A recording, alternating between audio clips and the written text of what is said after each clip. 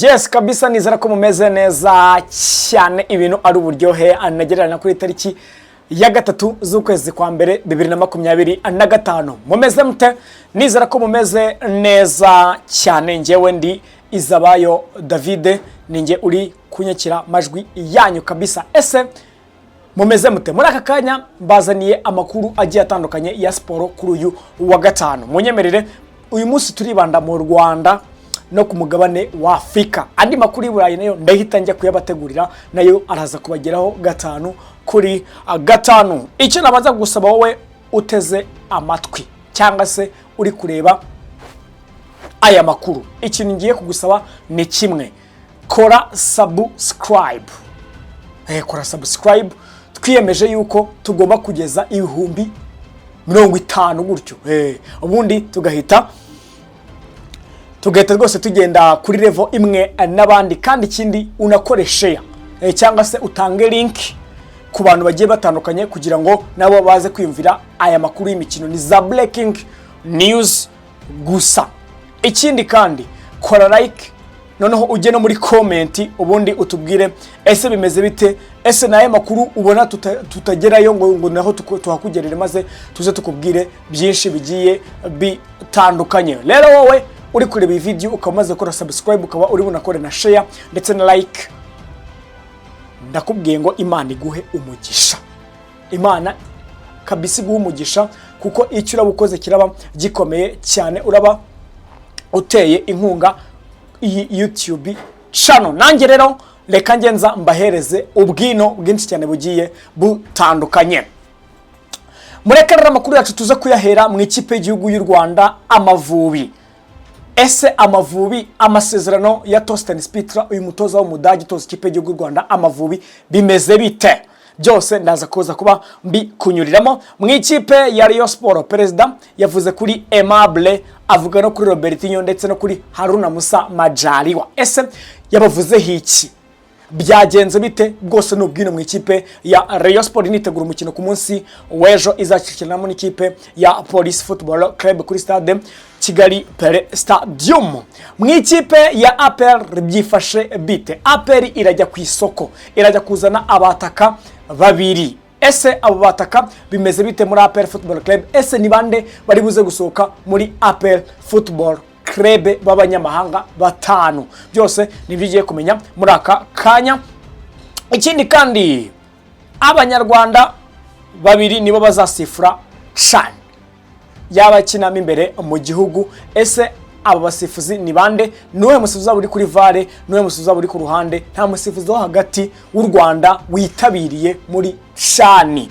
ntawe bigeze abatoranya gusa abatoranyije abasifuzi b'abanyarwanda babiri uzaba uri kuri VAR ndetse n'uzaba uri ku ruhande abo basifuzi se ni bande ikindi kandi guhera ku itariki ya mbere kugeza tariki ya 28 Gashyantare hazaba hari igikombe cya Afrika cy'abakinamo imbere mu gihugu ariyo CHAN ni nabwo abo basifuzi rero bazaba basifura Musanze Football Club yahagaritse igihe kitazwi myugariro wayo ese uwo myugariro ninde byose nibyo uri buze kuba umenya ku mugabane wa Afrika Simba Sport Club Wekundu wa Msimbazi iyi kipe ya Simba rero yamaze kuba yandikisha umukinnyi wayo yaguze imukuye mu ikipe bita AS Vita Club gusa yari yamuguze isoko ry'igura n'igurishwa yari ryarafunze nibyakemererwa ko ikipe ya Simba imwandikisha gusa muri akanya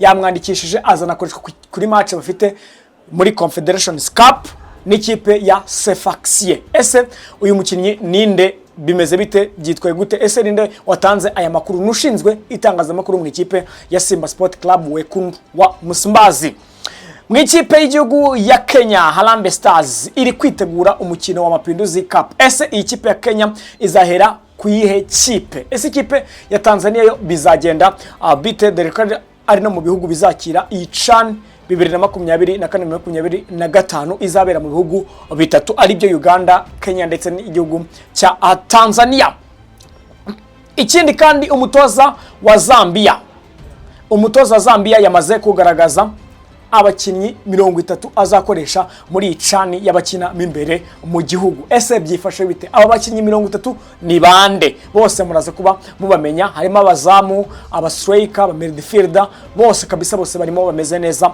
cyane. Umutoza rero w'ikipe ya Zambia yamaze kuba ashyira ahagaragara urutonde rw'abakinnyi 30 azifashisha. Abakinnyi bose naza kuba mbababwira muri iki kiganiro. Ikindi kandi ikipe ya Singida Black Stars yashyize ahagaragara umutoza mushya. Ese uwo mutoza ninde? Azayifasha mu gihe kingana n'umwaka. Ese bizagenda bite? Ni umunya-Algeria w'umufaransa. Ese ibi ngibi bizaba bigenda bite ku kipe ya Singida ikina icyiciro cya mbere mu gihugu cya Tanzania? Byose nibyo ndibuze kuba nkubwira muri iki kiganiro. Munyamara rero duhere mu ikipe y'igihugu y'u Rwanda Amavubi. Ariko mbere yuko ntangira cyangwa se nanzikana amakuru yanjye, icyo ngusabye ni subscribe. Kora subscribe, share, kugira ngo ibiganiro byacu uzajye ubibona kandi bikugereho 5 kuri 5 buri munsi. Tubategurira amakuru mashya muri siporo, yaba hanze y'u Rwanda, yaba mu Rwanda, haba ndetse no muri Afrika yacu. Byose rero ngenda bibagezaho 5 kuri 5 na makuru mashyashya agiye atandukanye utakumva ahandi. Twihuse cyane muri kadara mu ikipe y'igihugu y'u Rwanda Amavubi. Ikipe y'igihugu y'u Rwanda Amavubi, ese bimeze bite? Torsten Spitter, umutoza w'ikipe y'igihugu uyu Mudage, amasezerano ye bimeze bite? Yicaranye amasezerano, ariko aya masezerano ntago yemera, ahubwo ashaka kuba mukubira saleri inshuro 3 yafataga. Ese uyu mutoza bimeze bite? Torsten Spitter rero yibereye mu gihugu cy'Ubudage, yagiye gusura umuryango we, ariko ntibirarenga kuwa 4 w'icyumweru gitaha atarahabwa amasezerano mashya mu ikipe y'igihugu y'u Rwanda Amavubi. Ferwafa rero ikaba yaremeye ubusabe bwe bw'uko saleri yiwe yakubwa inshuro 3 kuyo yahembwaga, ndetse kandi murabizi ko umutoza w'ikipe y'igihugu y'u Rwanda Amavubi abagomba guhabwa inzu yo kubamo, agahabwa n'imodoka, ndetse n'ibindi bigiye bitandukanye, na za internet n'ibindi bigiye bitandukanye, byose abagomba kuba abihabwa cyane. Rero uyu mutoza w'ikipe y'igihugu y'u Rwanda Amavubi kuva uyu munsi kugeza kuwa 4 cyumweru gitatu twamenye ngo amasezerano yayongerewe, saleri ye yakubwe inshuro 3. Iyo saleri se bemeze bite? Azajya afata amafaranga angahe mu gihe dutegereje rero ko abanza kugera muri iki gihugu cyacu cy'u Rwanda kugira ngo akomeze atoze ikipe y'igihugu y'u Rwanda Amavubi? Murabizi yuko yagaragaje itandukaniro n'abandi batoza bagiye batandukanye batambutse, dore ko yitwaye neza mu mikino nyafrika ndetse no mu yindi mikino igiye itandukanye. Ubwo rero Torsten Spitter, ese tumuhe uyu mwaka bizagenda neza mu majonjora turimo y'igikombe cy'isi? Bizagenda neza cyane, byose no gutegereza tukareba. Ese Torsten Spitter biragenda bite? CAF cyangwa se Ferwafa iraza kuba ibigenza gute? Byose no gutegereza tukareba. Mu ikipe ya Rayon Sport, President Tadeo yatanze ukuri ejo mu kiganiro n'abanyamakuru. Ese byagenze bite? Yahereye kuwo bita Haruna Musa Majaliwa. Haruna Musa Majaliwa avuga ko uyu mukinnyi ashobora kutazakomezanya n'ikipe ya Rayon Sport bitewe n'imyitwarire ye itari myiza, bitewe nuko ari umukino wagiye gukina ikipe ya Rayon Sport, birangira Haruna Musa Majaliwa bari banamushyize no ku rutonde, ariko birangira avuze ngo ntago ari bukine. Ese Haruna Musa Majaliwa bimeze biti byiwe? Ese azakomezanya n'ikipe ya Rayon Sport cyangwa se Rayon Sport bizarangira imurekuye? Gusa ko mumenye ko Rayon Sport yari iri ho ishakisha umukinnyi wasimbura Haruna Musa Majaliwa. Ubwo bivuze ko Rayon Sport itamushyize muba izakoresha uyu mwaka wa 2025 muri retour ya saison ya championnat. Ese bizaba bigenda bite? Ninde uzasimbura Haruna Musa Majaliwa? Byose nibyo tuzagenda tubabwira amakuru yacu ataha. Ikindi kandi Tadeo yavuze, yatangaje byinshi cyane kuri Nsabimana Aimable. Nsabimana Aimable rero afite offre mu gihugu cy'Abarabu. Uyu Nsabimana Aimable iyi offre afite baramuha miliyoni, baramuha $30,000 by'idolari, ariko Rayon Sport imurimo amafaranga agera kuri miliyoni 5. Tadeo yaravuze ati uyu mukinnyi ikipe ya Rayon Sport twasanze ihembwa $40,000 bya prime, turayongera ihembwa $120,000. Uyu musore nta kibazo na kimwe cy'amafaranga yari afite, kandi ubwo batangaga recruitment bahamuhaye recruitment ya miliyoni 8.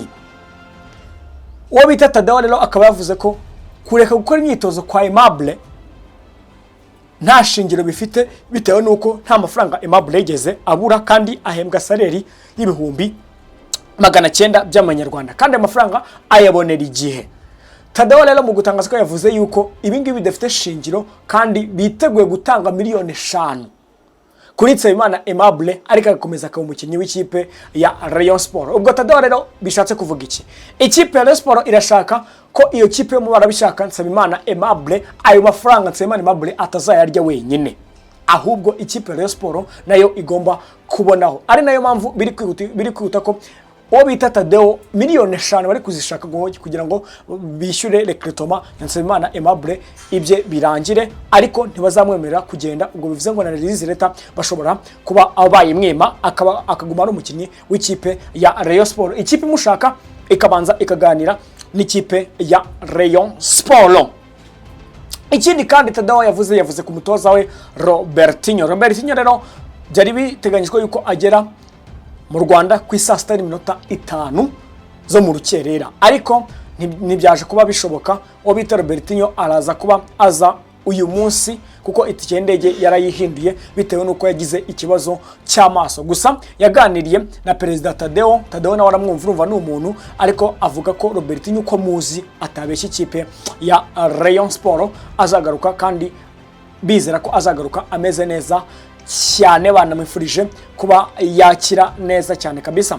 Obita rero Tadeo yakomeje anavuga ku kibazo bamubazaga bavuga bati ese Apam Asongwe ukinira ikipe ya APR Football Club ko APR Football Club itamufite mu bakinyi izakoresha izamurekura, ese uyu mukinyi ashobora kuzaza mu ikipe ya Rayon Sport dore ko Robertinho akunda Apam Asongwe cyane? Ese bizaba bigenda bite? Byose no gutegereza tukareba. Ariko Tadeo yabihakanye yivuye inyuma avuga ko uwo bita Apam Asongwe atanamuzi rwose, nta biganiro na bimwe bigeze bagirana.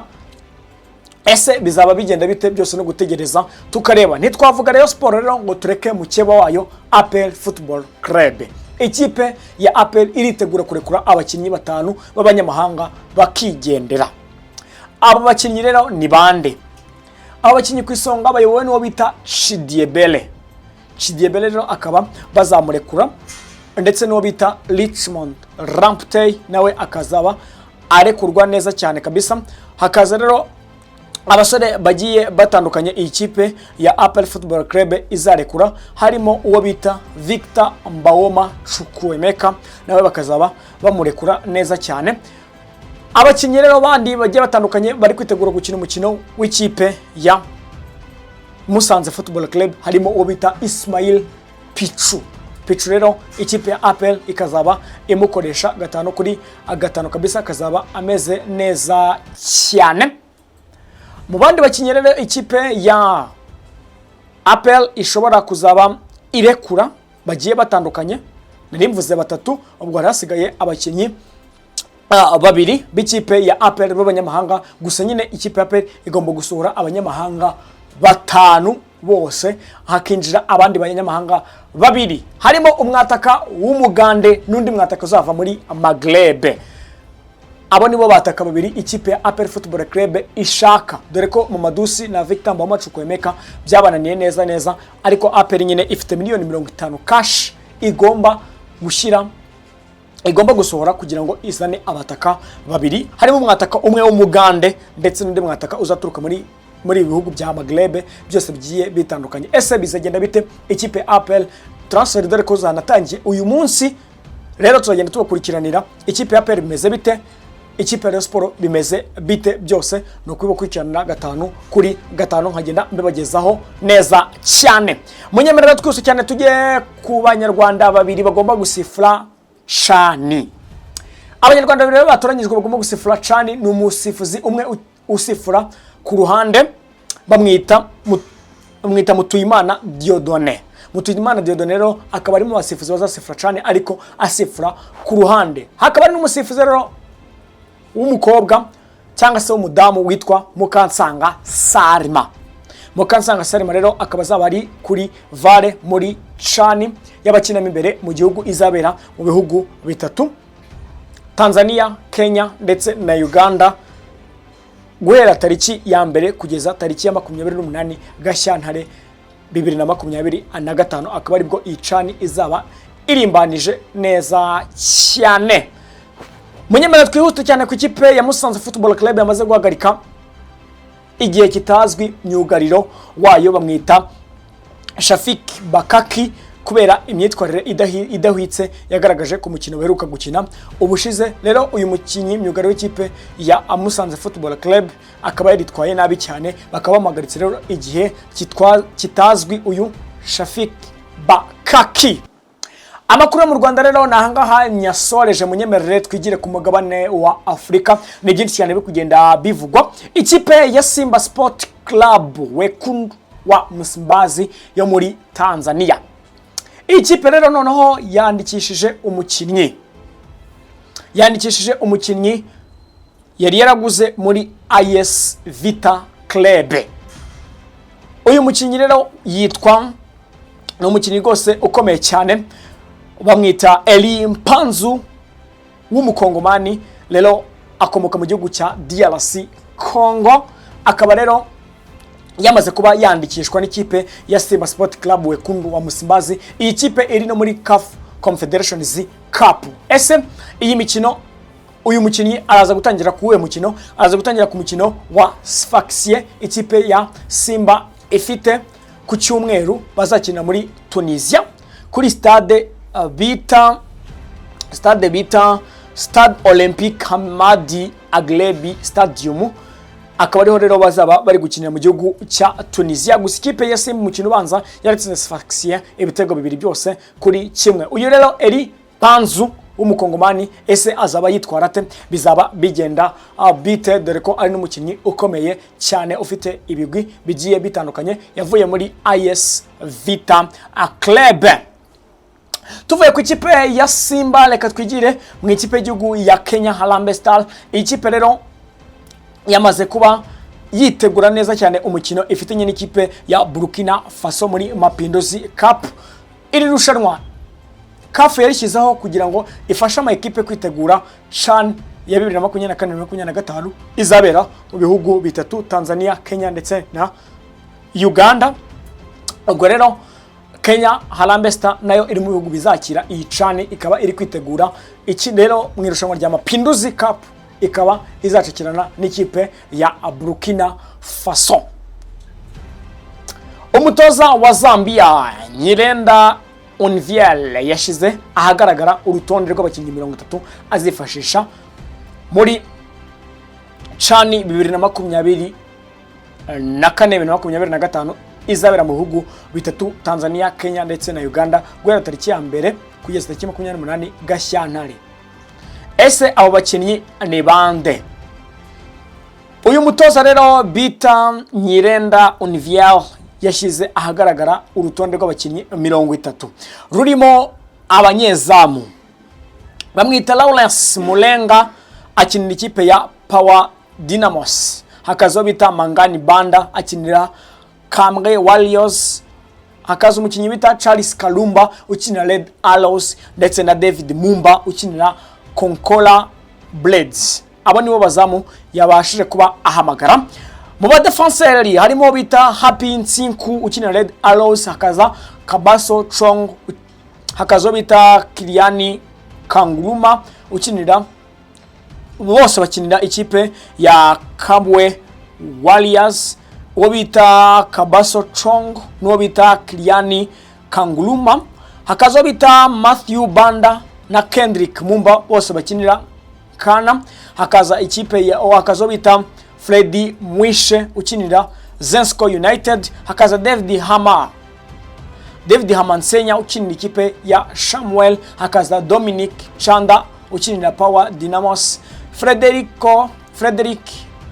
Ngimazi ukinira Green Buffaloes, hakaza Rogers Lukonde ukinira ikipe ya Kansas Dynamos.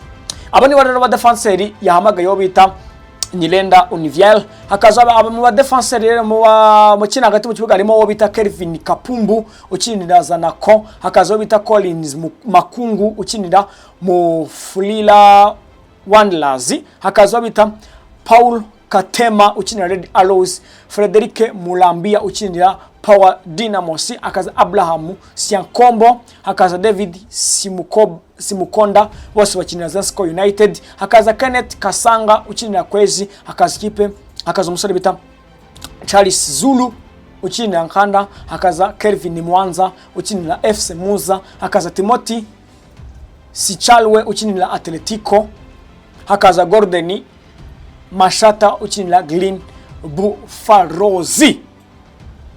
Umukinyi ukomeye cyane ni umukinyi ukinira ikipe ya Atletico witwa Timothy Sichalwe. Hakaza no mu bastriker cyangwa se mu bataka harimo Titus Chansa ukinira Mutondo Stars, Andrew Phili ukinira FC Muza, Ricky Banda ukinira Red Arrows, Evans Kayombo ukinira Napsa Stars, hakaza Hope Katwishi ukinira Forest Rangers. Kabisa akaba rero basore umutoza w'ikipe y'igihugu ya Zambia yahamagaye bagateganyo azifashisha muri CHAN 2024-2025 izabera mu bihugu bitatu. Rero abo basore ese abazaturangwamo nabahe byose nibyo tuzagenda tubabwira mu makuru yacu ari imbere.